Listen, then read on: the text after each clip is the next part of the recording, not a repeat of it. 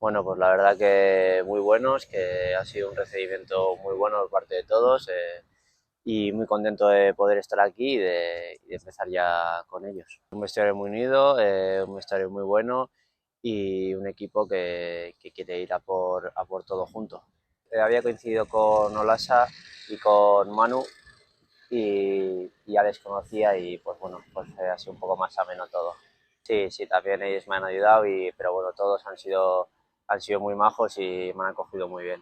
Sí, bueno, está hablando con el míster y pues que al final que sea yo, que no dé un balón por perdido, que meta el pie, pues las cosas que él considera que necesita de mí o que quiere que yo lo haga. Sí, claro, es una ilusión enorme y también por poder representar a este club y para ver si conseguimos lo que queremos. Sí, muchas ganas de reencontrarme con la afición y bueno, que lo que sufrí en su día, pues ahora todo sea bueno y que nos ayude mucho, que seguro que lo hace.